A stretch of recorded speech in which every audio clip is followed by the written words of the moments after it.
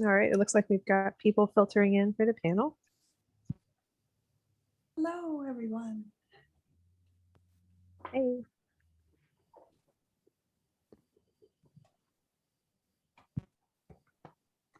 Okay, so hi, everybody. Welcome to Designing a Government.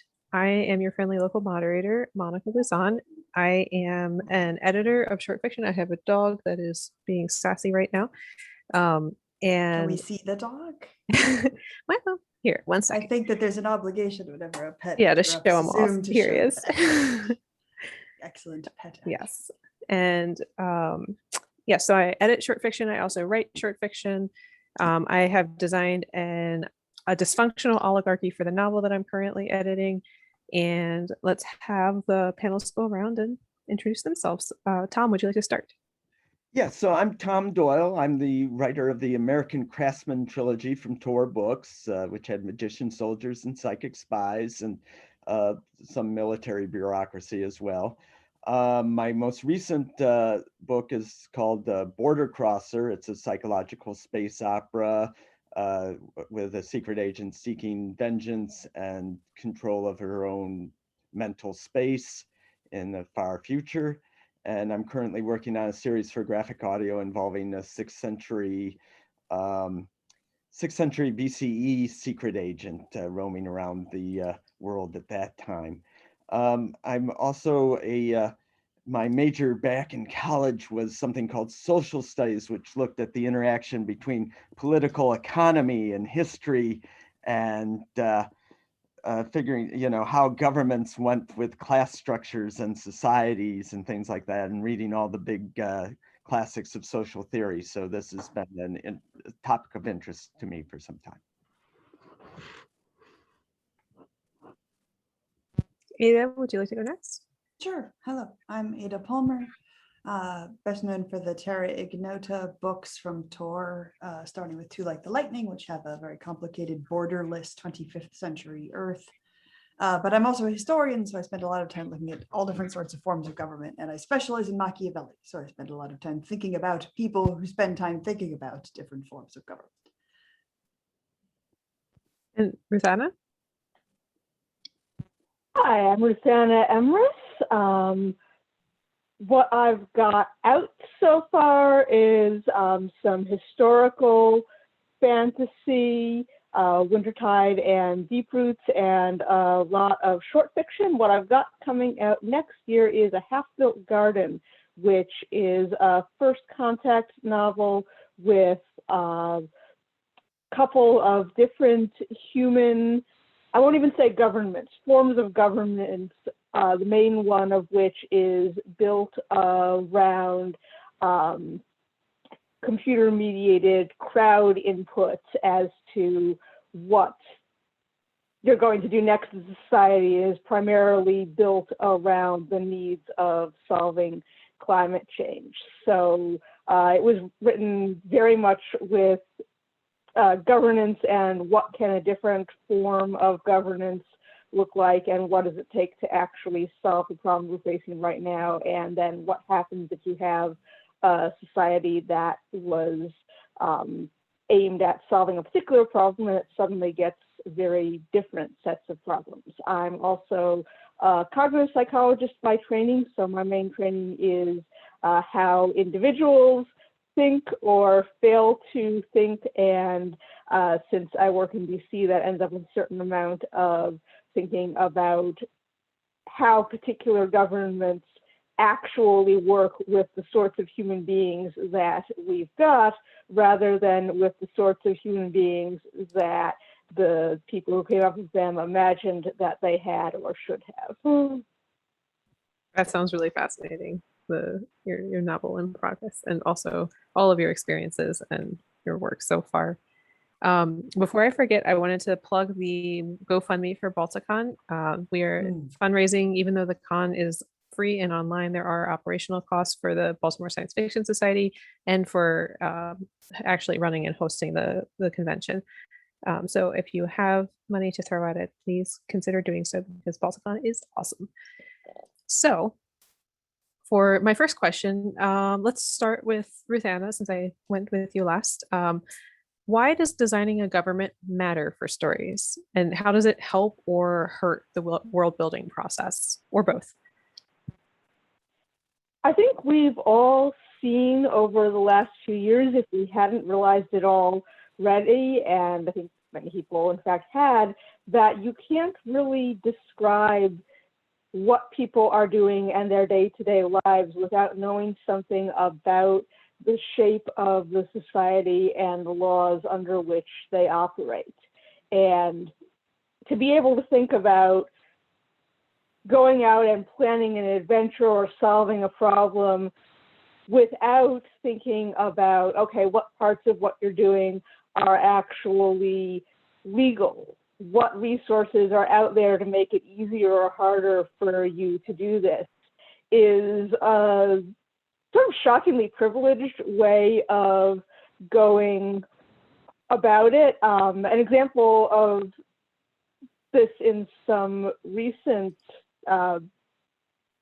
fantasy is in Lovecraft Country, which the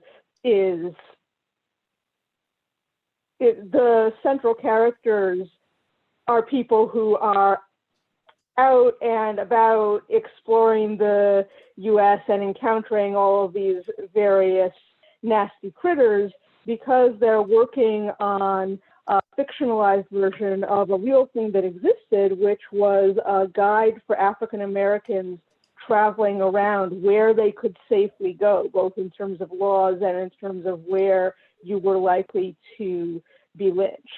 And so the government under which you're living is either shaping everything you're doing or being invisible to you by virtue of the ways. Excuse me, sorry, I'm not sure what that is. Of the ways in which it facilitates what you're doing. And so if you're trying to have characters who are going to be taking certain actions, then you want to be thinking about the government that is making those actions more or less difficult and more or less possible. Thank you. That was a good zoom, Ada. Would you like to go next? No, that was not intentional. Oh, I It's know. a new laptop. I'm still learning its video settings. Yeah, definitely agreeing with Ruthanna. And also, when you're trying to describe even straightforward activity in a world, there are a lot of details such as what things this society expects government to be responsible for or not, which affect the way people go about things. Is this a society where government takes care of roads or not? Is this a society where there is a postal system of some sort that is run by the government, or is it private? Is this a system where people are worried about preparing for their old age, or is this a society where government takes care of old age? Is this a society where people have to defend themselves with military action, or where the government provides military defenses? There are many different things that different cultures over time have had the government provide or not provide, or provide to some but not others in different ways. And unless you've thought through that, when your party is setting forth upon the road, who's defending that road, who's paving that road? It's not that you have to have thought through everything in great detail and figure out what the paving stones are, but if you do, it's more interesting. You have more things to hook a story onto. It can often be the beginning of the generation of plot. Tom? Yeah, I would agree with both of you before, and would add, I had this legal history course back in law school, and the professor talked about how as Americans, we've become accustomed to this sort of general expectation of justice, in all kinds of areas that other people's previously did not, like if your alarm clock explodes in the morning and sends shrapnel into your head instead of going off, you expect, or your heirs expect, that they will be able to sue the alarm clock manufacturer and get some kind of recompense for this. This sort of sense that a wrong will always be righted and that the government processes will be involved, that's fairly, new to being that universal. There's also a story type within our genres. It's very common, and that, is the underdog going up against the big bad. And a lot of times the big bad is going to be embodied somehow. The incarnation of it is going to be in the form of, power, and the form of government that power is operating in is going to be crucial to how, are you having to go all the way up to the top and take out the king, or is it, or is the evil at more at a level, a local level, and are you, in a maneuver against more local folks? What are the power structures within?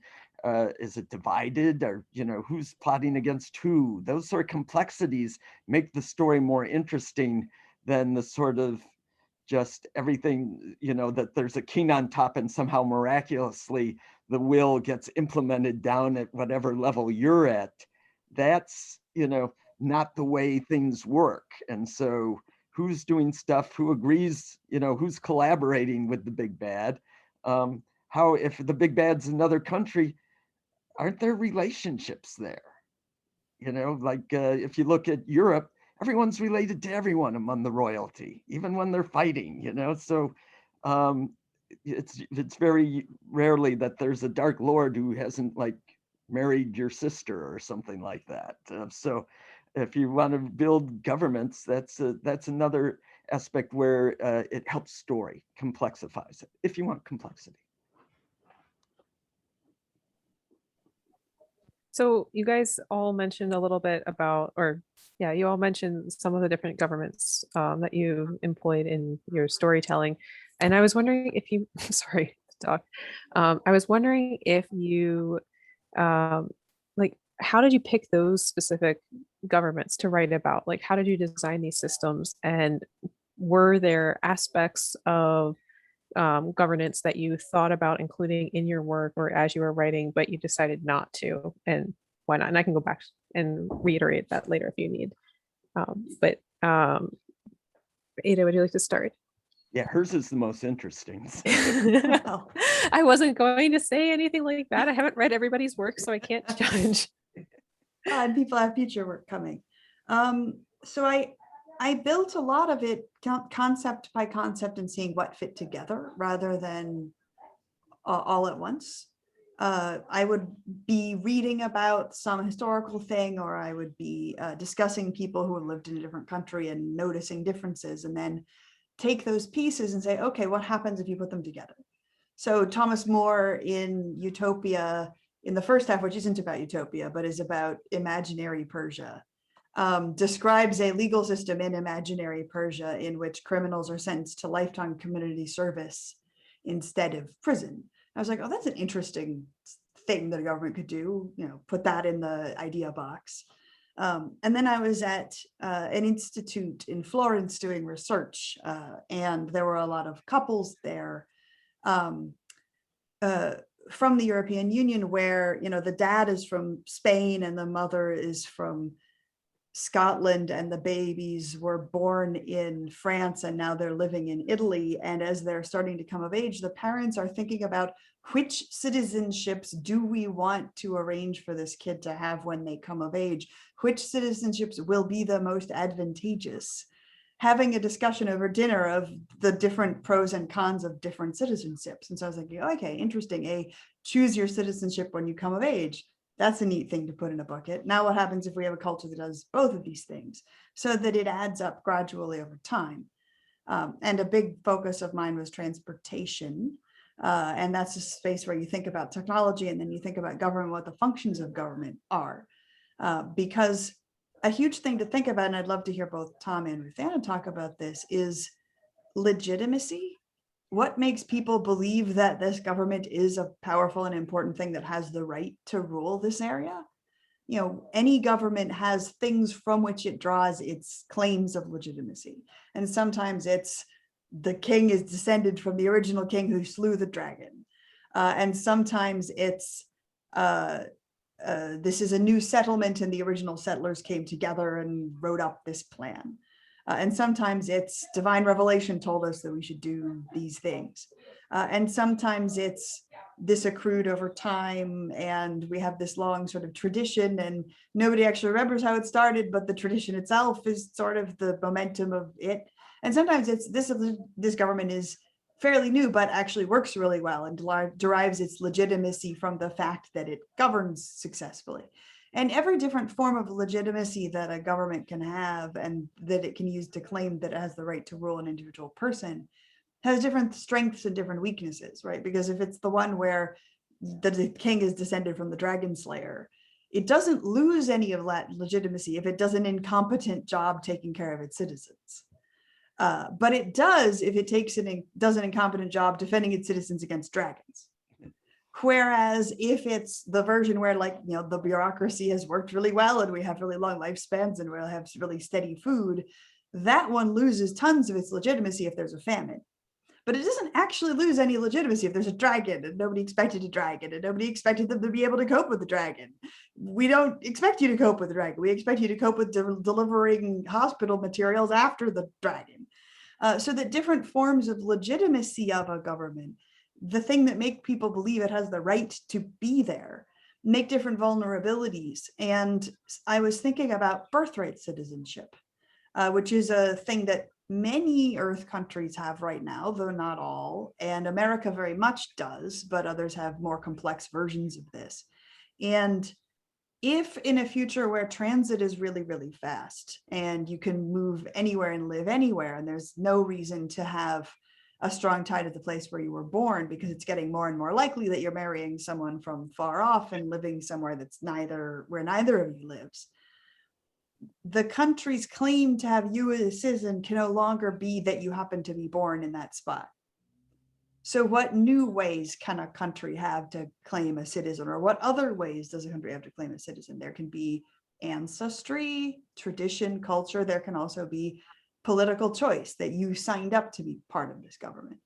And so thinking through that question of, okay, if people are commuting all the way around the world in an hour, and people are living wherever there was a nice house available when they wanted to buy a house, even if the house happens to be in Borneo because the commute is reasonable, what are countries going to then have as the source of their claim to have a person be part of that government? And I was thinking, well, it could be that people choose their laws and the laws work on governing people really well, but also in ways that are in line with that person's political views, so that you picked a government that reflects your values.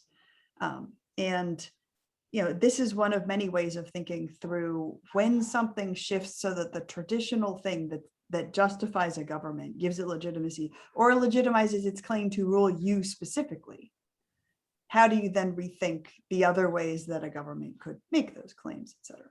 And yeah, Malka and I both do non-geographic nations, and it's really fun to put those books side by side. Tom and Ruthanna, do you have more you'd like to add to that? Sure. First, with legitimacy theory, I'll say that in my senior thesis in college, I think I got deemed a few points because I screwed up legitimacy theory when I was talking about the emergency period in India and its effect on the sort of attempt to go to a dictatorship that fizzled out there in the 70s. But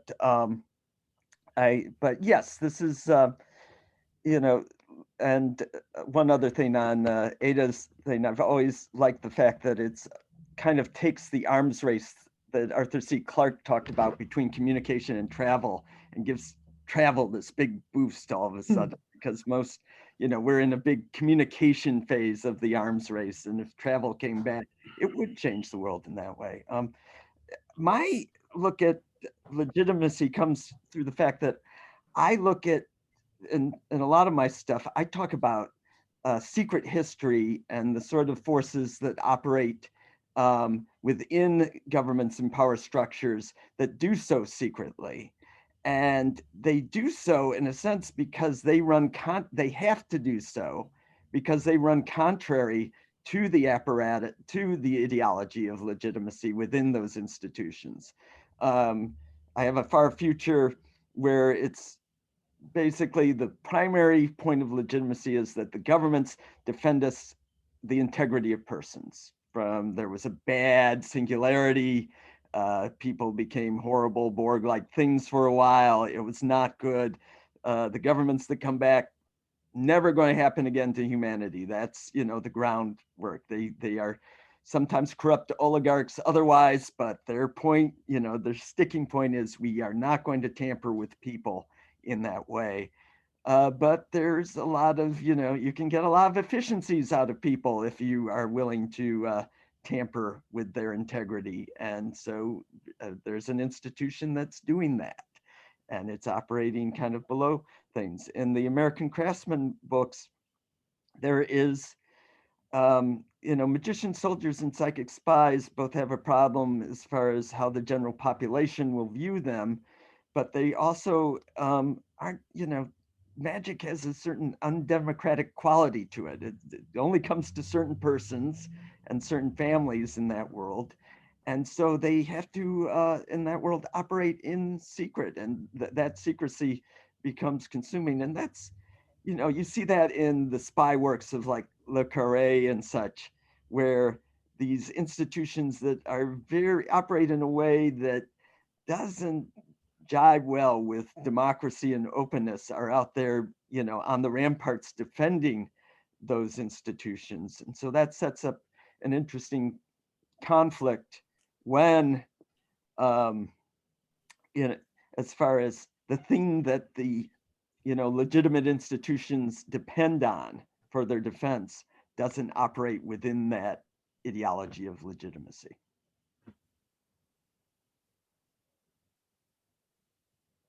I'm a little torn between answering Monica's question about where my government came from and Ada's about where the government gets its legitimacy from. Do both. And do a little of both.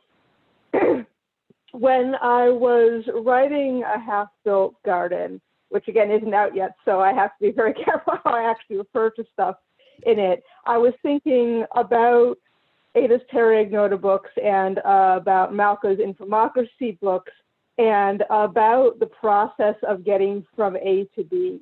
They're both far enough in the future that no one's really thinking about how they got from where we are now to the Sentinel system, or the Hive system talks about it, but it's a while back and it's turned into something of a mythology in the same way as people talk about America's founding fathers.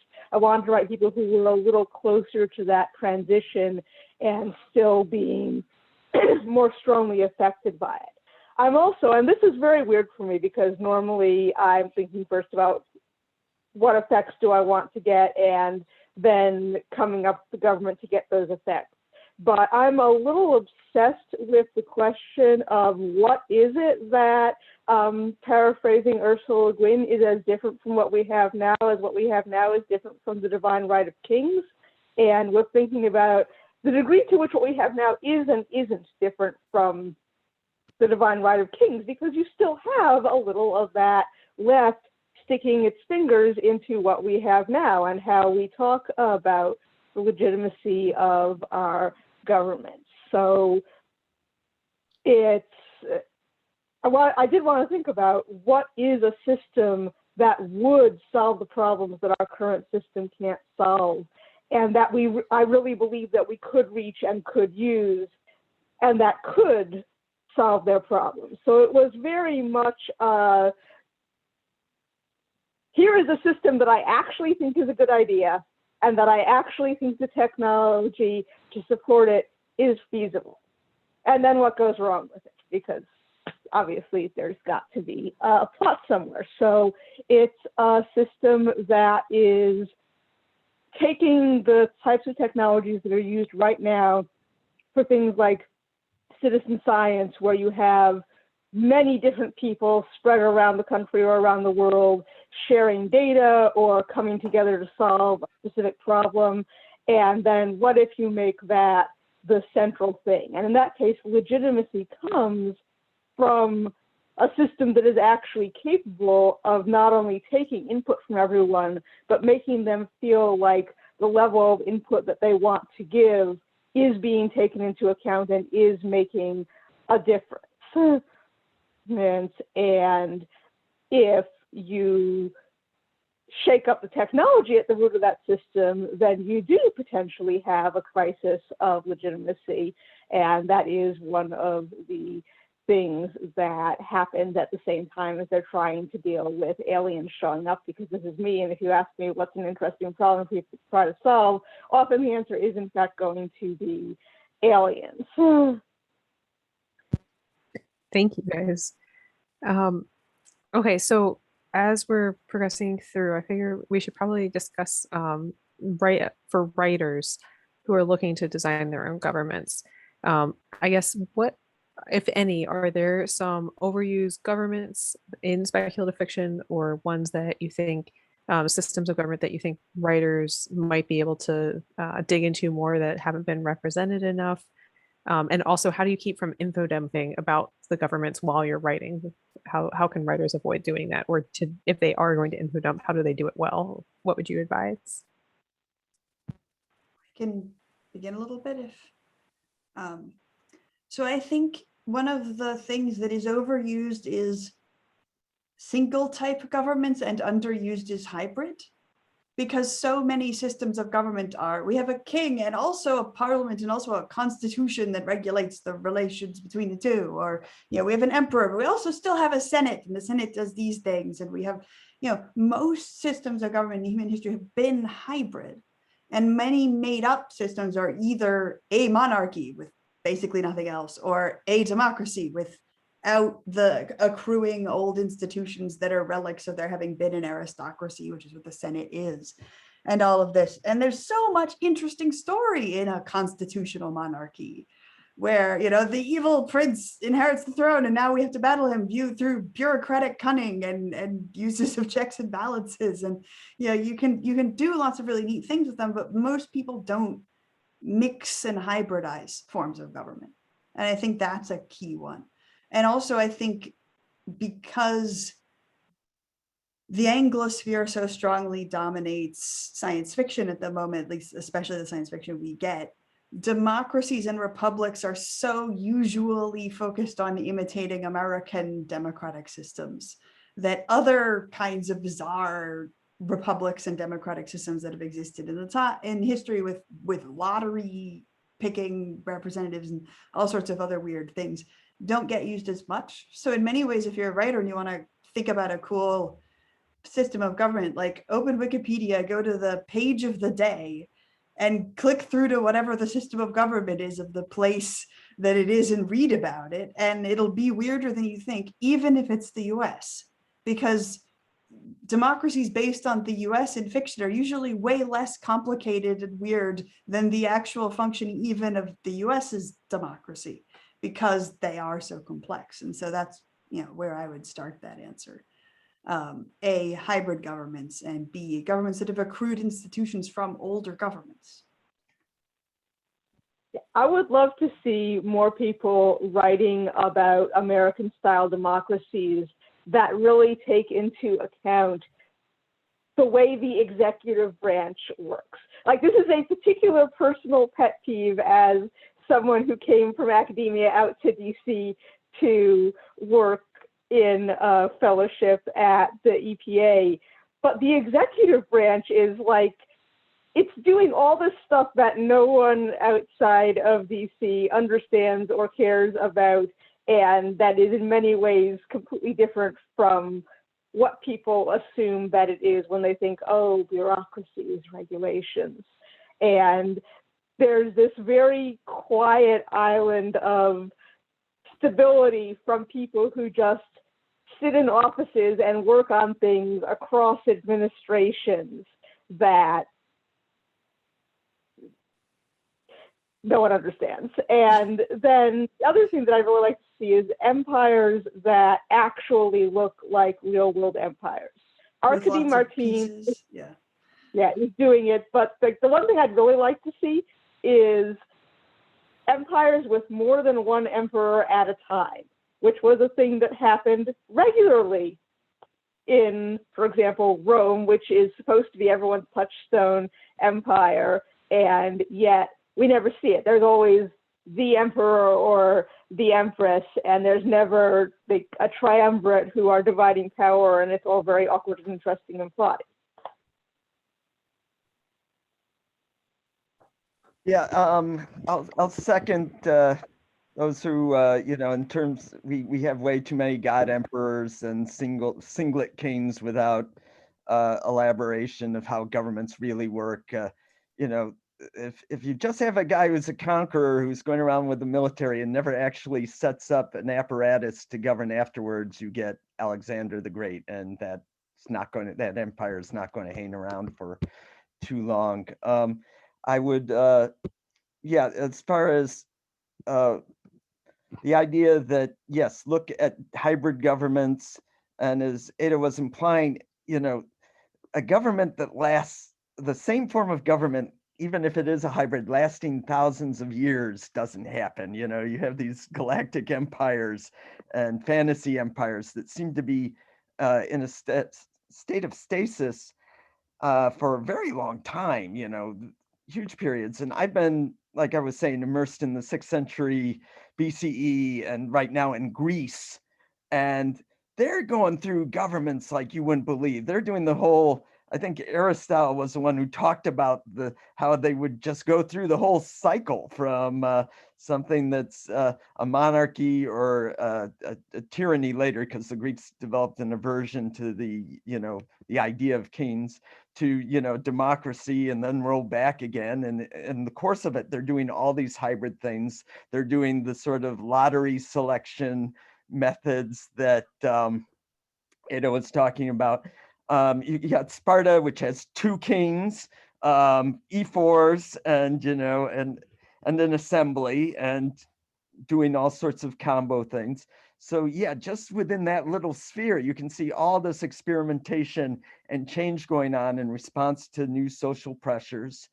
So I think that you even just looking at that little area over a period of a couple centuries, you'll find more experiments than you see in a lot of fiction going on in terms of form of government.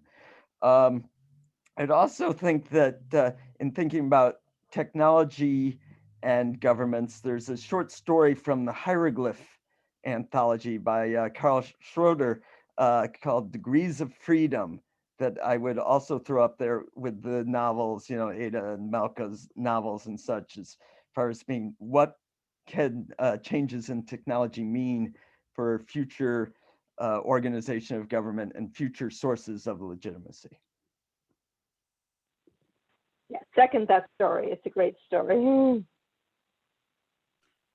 Tom, you've been making me think in your discussion of how governments do or don't last a long time about the in-between state, where a particular institution or set of practices will last a long time by being absorbed and reabsorbed in other phases of government, like when we speculate bacteria enveloped another bacteria and turned it into a mitochondrium. Things like how the Japanese imperial line, which is one of only 2 political institutions over 1,000 years old, survives by letting itself be absorbed by other forms of government, such as the shogunate, that then morphs a whole lot over time. But the imperial power retains some things, and sometimes it's the ruler and sometimes it's not. The other one is indeed the papacy. By the way, all other institutions in existence that are over 900 years old are universities, and we will live to see a bunch of them hit their 1000th anniversary, because most of them were founded during the early 1000s. And the other examples are senates. So Rome, ancient Rome has a senate, and that has kings and a senate, and they get rid of the kings, they have a senate again, and then they have senate with different balances of power with the non-senatorial people, and then they have an emperor, but they still have a senate. Now the senate is a check on the power of the emperor, and then the emperor gets super tyrannical, and the senate isn't a check on his power anymore, but it still supplies bureaucrats and administrators and spouses, and then he gets less tyrannical again, and it rearranges, and then eventually the Goths conquer it and get rid of the emperor. And they don't know how to administer it. And the Senate's like, we're here, we'll continue administering the thing. And they continue administering the thing until 1200 AD. The Senate is still, and sometimes it's just governing the city of Rome, and it's a city council, and sometimes it's big and sometimes it's not. And even when the Senate dissolves, the families who are the descendants of the senatorial families continue to have clout and lead resistance movements against the papacy. And they still hold titles in Rome now. even though there hasn't been a Senate there for hundreds of years, but the institution still exists. Or a very, very brief parallel example, Florence was a republic for a chunk of time, and it stops being a republic in, lots of people like to say 1512, but in fact it became a republic for a year in 1534, 1535. People just don't like to admit that one, because the form of government they picked when they rebelled against their conqueror was, let's have the city be run by people who are being told what to do by nuns, who are being told what to do by visions of the ghost of Savonarola. And that was one of the best forms of government I've ever seen. And everyone got along great, but it was conquered after a year. And then they didn't have a signoria, their equivalent of a Senate, for ages and ages and ages, until the unification of Italy. And in the unification of Italy, the outside rulers of this are kicked out, and suddenly the city-state is free again. And they're like, we have to decide whether to join Italy. There has to be a governmental system to give legitimacy to Florence's decision to be part of this new thing that we are making called Italy. What do? I know, let's find the descendants of the dudes who were in the Senate the last time there was a Senate hundreds of years ago, because they still are here and still have the same last names, and we'll make them assemble into a new Senate and then vote to join the thing and then dissolve again. The old institutions have a way of legitimizing, and so they get used and reused and reused and reused, even when they've been gone for some sense for a long time. And that's one of the cool things about government. It accrues in layers. And that's the sort of the Burke take on that would be, that is a good thing. You want things to move by accrual rather than radical revolution that tears down all those sources of legitimacy and tries to build from the ground up. He would say, yeah, if you're going to do stuff, try to do it within the framework you're given, because you'll find it's going to be tough if you burn it all down. But sometimes it's stuff like, you would know best, with the Doge of Venice. Doesn't it get to the point where he's basically powerless and kind of a prisoner in Venice, and yet sort of, because the Doge of Venice has a couple of really neat policies, which again broaden the thing. One of them is if you're Doge, your family can't have another Doge for a generation. Your son can't be Doge. It has to alternate. It's an anti-monarchy, an anti-hereditary office. The other is that Venice has a gerontocracy. All the minimum ages for the offices are really high, and there's only about 500 families that are eligible. So at any given time, with low life expectancy and the plague all the time, there's only like one dude who's eligible for the office most of the time anyway. And all the young, ambitious people are like, I just have to wait until I'm 75 and then I will be the ruler. And so they do just wait until they're 75, and then they're calm. And even if they're not Doge, they're like, yeah, I'll be patriarch instead, and we'll just share the thing, because everybody is calm by the time they can be in office. It's a very effective form of government, gerontocracy. There are downsides when you're in a rapidly changing society like ours, where we have seen problems caused by the difference in the world that people live in now and the world that others grew up in. But if you're in a fairly steady, slow tech change, gerontocracy sure cuts down on the cutthroat, violent, and also there's like no meaningful adultery going on at age 75, because usually people have fixed on they have their favorite partner, they're chill about it. All of these different heredity problems are solved. Just make everybody have to be 75. Yeah, the question of how fast change can happen is another interesting one, both within government structures and between them. We write a lot about revolutions, and as you were saying, Tom, the burn it all down has some definite disadvantages. And then you have, some governments can make decisions very quickly, good ones and bad ones, and some governments are very hard to get moving, and they are not likely to be able to break things nearly as quickly, but they may be more likely to fail to respond to fast-moving problems, or to let things break because they didn't move quickly enough to solve them. All right, so we're getting close to the 10-minute mark. I think we're a little bit under it. So if the audience has questions, you can put them in either the question and answer function through the Zoom or through the chat window. We've got both, and there's already a question in there about asking whether part of the issue for, I'm presuming, for governments, the size of the land and empire and the ability to communicate quickly. So Definitely. how do those affect things? I'll start with that because I'm in the 6th century BCE mode and dealing with the rise of the Persian Empire.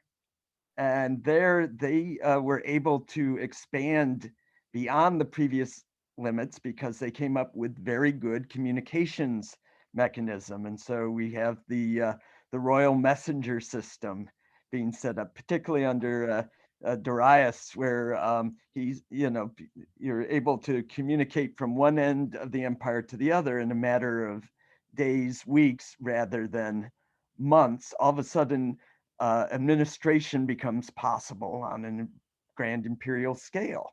I'm now, though, listening to India, which took longer to get stable, large size imperial empires in South Asia, because with the monsoon, with the environmental conditions, communications, stable roads, stable communications, administrations that really could dig in and communicate with the center were very difficult to set up until relatively later. So you have a lot of smaller kingdoms, bigger ones rise. They, they might conquer a great deal of the subcontinent for a generation or two, and then it falls. The center cannot hold again.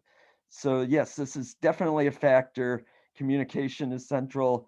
Doing something other than conquest, as far as Darius is also the one who actually sets up the local administration scheme with both satraps and eyes and ears of the king that allow information flow down and back up, and real sort of imperial governance on a large scale. So those are, yes, Bill, that's, I saw it was Bill's question on there. Yeah, that is very important. And they have now online, the Stanford's up the game on its Orbis, I think it's called, website, with showing how quickly you could get around the Roman system between its roads and ships. And that, of course, is crucial to being able to hold on to the whole, Mediterranean area like that, that level of communication.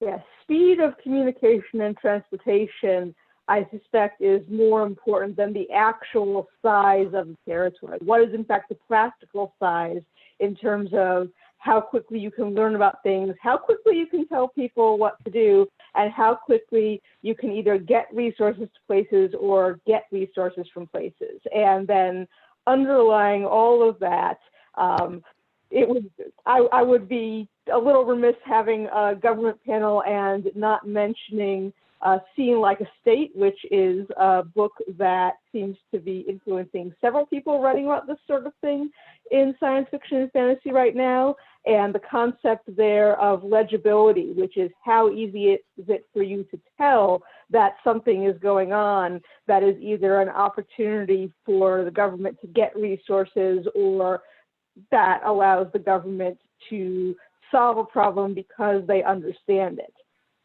Seeing Like a State is the title.